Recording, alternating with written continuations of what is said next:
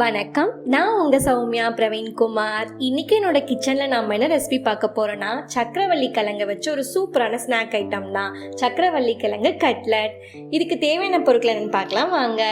சக்கரவள்ளி கிழங்கு ஒரு 3 மீடியம் சைஸ் எடுத்து குக்கரில் 2 விசில் விட்டு வேக வச்சு எடுத்து வச்சுருக்கேன். அதோட தோலை நம்ம இந்த மாதிரி எடுத்துக்கணும். ஒரு பெரிய வெங்காயத்தை பொடி பொடியாக கட் பண்ணி வச்சுருக்கேன். 1 டேபிள் ஸ்பூன் கார்ன்ஃப்ளவர் மாவு, 1 டேபிள் ஸ்பூன் அரிசி மாவு, கொஞ்சமாக கொத்தமல்லி தழை, கருவேப்பிலை, 1 டீஸ்பூன் உப்பு, 1 டேபிள் ஸ்பூன் மிளகாய் தூள், 1 டேபிள் ஸ்பூன் கரம் மசால் தூள். சக்கரவள்ளி கிழங்கு நம்ம தோல் சீவி எடுத்துக்கலாம். இப்போ சக்கரவள்ளி கிழங்கு தோல் சீவி இந்த மாதிரி எடுத்து வச்சிருக்கேன். இப்போ இதை ஒரு ஃபோக் வச்சு நல்லா மசிச்சுக்கலாம்.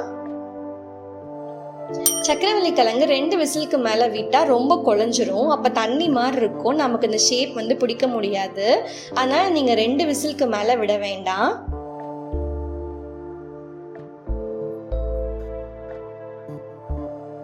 இப்போ இது கூட கொஞ்சமாக கொத்தமல்லி தழையும் கருவேப்பிலையும் ஆட் பண்ணிக்கலாம்.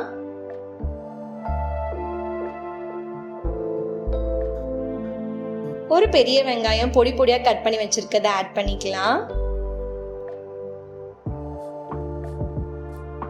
கரம் மசால் தூள், மிளகாய் தூள், உப்பு ஆட் பண்ணிக்கலாம்.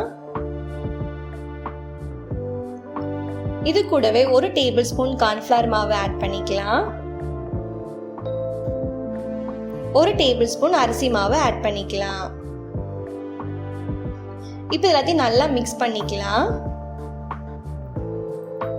தண்ணி ஆட் பண்ணாம நல்லா மிக்ஸ் பண்ணிக்கலாம். நல்லா மிக்ஸ் பண்ணிட்டேன்.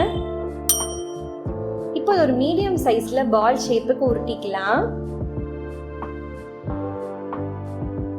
இந்த மாதிரியே எல்லாத்தையும் நாம உருட்டி எடுத்துக்கலாம். இப்போ ஒரு பேன் வச்சுக்கிறேன்.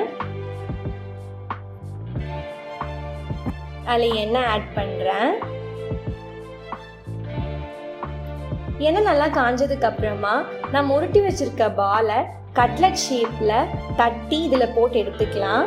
நம்ம டீப் ஃப்ரை கூட பண்ணலாம், ஆனால் ஆயில் நிறையா குடிக்கும். இந்த மாதிரி போட்டு எடுத்தோம்னா கொஞ்சம் ஹெல்த்தியாக இருக்கும், ஆயில் கம்மியாக தான் எடுக்கும். இந்த மாதிரி 4 கட்லெட்டை போட்டிருக்கேன். இப்போ 5 நிமிஷம் லோ ஃப்ளேமில் வேக விடலாம். ஒரு பக்கம் நல்லா வெந்துருச்சு. இப்போ திருப்பி போட்டு அடுத்த பக்கம் 5 நிமிஷம் வேக விடலாம். 2 பக்கமும் நல்லா வெந்துருச்சு.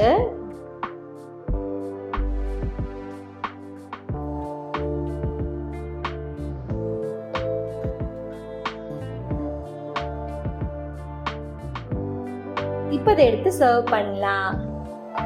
சக்கரவள்ளி கிழங்கு நம்ம என்ன பண்ணுறோன்னு யோசிக்கிறப்போ இந்த மாதிரி கட்லட் செஞ்சு கொடுத்தா வீட்டில் இருக்கவங்க எல்லாம் விரும்பி சாப்பிடுவாங்க. நீங்கள் ட்ரை பண்ணி பாருங்கள். இப்போ சக்கரவள்ளி கிழங்கு கட்லட் தயாராகிடுச்சு. இது சாஸு மயோனைஸ் கூட வச்சு நம்ம சர்வ் பண்ணலாம். இந்த மாதிரி குயிக்கான சிம்பிளான ரெசிபிஸை உங்களுக்கு பார்க்கணுன்னா என்னோட சௌமியா இந்த கிச்சன் சேனலை சப்ஸ்கிரைப் பண்ணுங்கள். தேங்க்யூ ஃபார் வாட்சிங் மை வீடியோ.